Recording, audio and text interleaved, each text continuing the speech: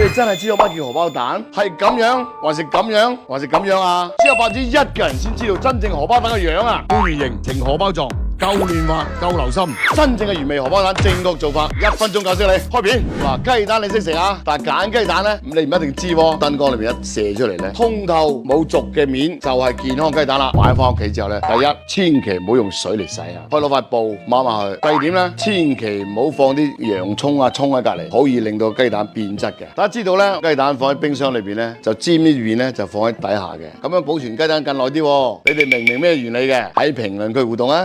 做一隻完美嘅荷包蛋咧，有4個關鍵，記得收藏啊！第一，即係話熱鑊凍油；第二咧，油唔好太多，多嗰頭咧啲蛋就會膩啦。最關鍵一步咧，好多人都唔知啊！蛋打落嘅時候，千祈唔好心急，等佢定一定型，10秒左右，等佢有啲焦啦，輕輕咁將個另一面咧翻過去壓落去，等蛋白咧黏連住，咁佢咪成一個半圓形狀咯。阿哥，荷包蛋冇太陽蛋咁靚仔嘅。做菜唔係淨係睇樣噶嘛，好食先係關鍵。太陽蛋咧可以同時咧煎10隻8隻得嘅，荷包蛋咧要做手功夫啊，每次一隻嘅啫。但係比太陽蛋好食幾個呢喎啊！再煎1分鐘，咁蛋白咧啱啱好熟，入邊咧仲係流心嘅，呢個先係我心目中完美嘅荷包蛋啊！做一個美食咧，廣東人都好有意頭噶，荷包即係寫有錢啊嘛！祝大家新的一年荷包滿滿。只有1%嘅人先知道真正荷包蛋嘅樣啊，就係廣東荷包蛋，今日燒雲荷包蛋啫。哦，啲蛋液裹住啲飯粒，外焦裏邊滑，流汁咁，不過缺點太嘥飯啦，真香！呢個係非常平民化嘅美食，簡單又易操作，不過學識唔係咁容易喎。留意視頻，多啲同學樂哥交流同點讚啦！